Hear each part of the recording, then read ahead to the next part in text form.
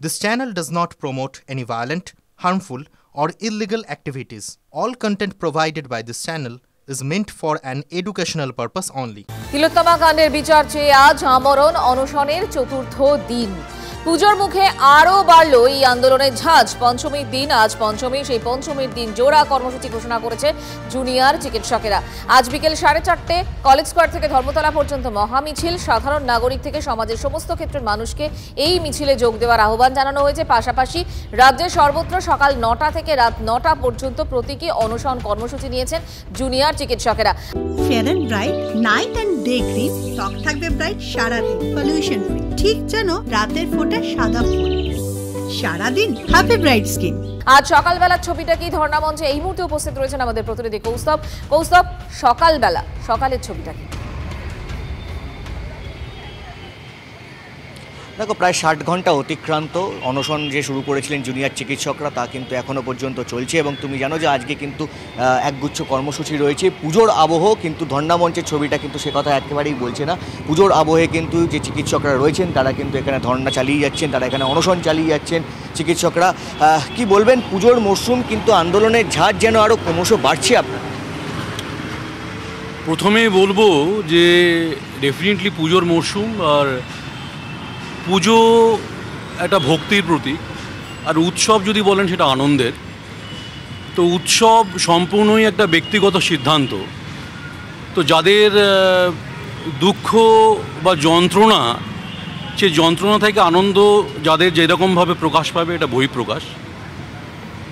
আর দ্বিতীয়ত যেটা বলার সেটা হচ্ছে কি, আমরা সকলেই এই আমাদের ছোট্ট ছোট্ট ডাক্তারদের যে আমরণ অনশন, তার সঙ্গে তাদের সঙ্গে সলিডারিটির জন্য এবং তাদেরকে একটু সাহস যোগানোর জন্য আমরা নিজেরাও অনশন শুরু করেছি বা বসেছি।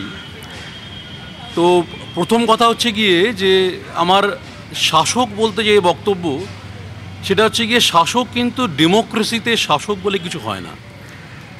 কারণ ডেমোক্রেসিতে আমরা সবাই পাবলিক সার্ভেন্ট। তো সেই একটা প্রভুত্ব আর প্রভু আর ভৃত্যের যে সম্পর্ক, সেইটা থেকে বেরিয়ে আসাটা আমাদের সবার দরকার। দ্বিতীয়ত হচ্ছে গিয়ে যে আমরা মাননীয় মুখ্যমন্ত্রীর কাছে আমাদের সবিনয় আবেদন যে আপনাকে সকলে আমরা অনেক ভালোবেসে, অনেক ভরসা করে এখানে নিয়ে এসেছিলাম, এবং সেই ভরসার মর্যাদাটুকু আপনি রাখবেন সেটা আমরা জানি, আমাদের বিশ্বাস আছে। কিন্তু কোথায় আস্তে আস্তে করে সেটা একটু মলিন হয়ে যাচ্ছে, সেই ভালোবাসাটা একটু। আজকে তো জোড়া কর্মসূচি রয়েছে, আপনাদের একটা হচ্ছে সকাল 9টা থেকে রাত 9টা একটা প্রতীকী অনশন রয়েছে, পাশাপাশি আজকে বিকেলবেলা একটা মিছিল রয়েছে, সে বিষয়ে কি বলবেন?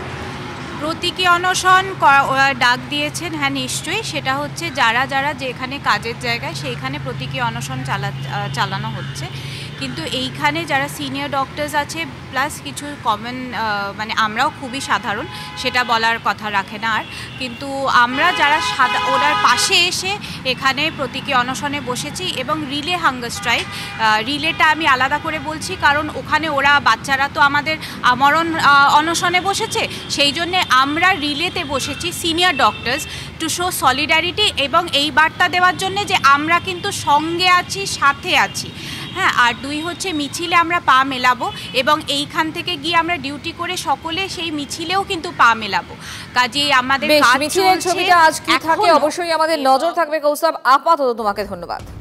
প্রতিবাদের মধ্যে দিয়ে উমা বরণ, মুখে কালো কাপড়, গায়ে কালো পোশাক আর মাথায় উই ওয়ান্ট জাস্টিস লেখা হেয়ার ব্যান্ড পরে দেবীকে বরণ করলেন মহিলারা। পুজোর মধ্যেও এভাবেই তিলোত্তমা কাণ্ডের প্রতিবাদ জারি রাখলেন জলপাইগুড়ির মহিলারা। সোমবার রাতে শহর জুড়ে মৌন প্রতিবাদ মিছিল করে দেবী দুর্গাকে পালপাড়া থেকে বরণ করে প্যান্ডেলে নিয়ে আসেন বর্ধিত মহন্ত পাড়ার মহিলা পরিচালিত পুজো কমিটির সদস্যরা।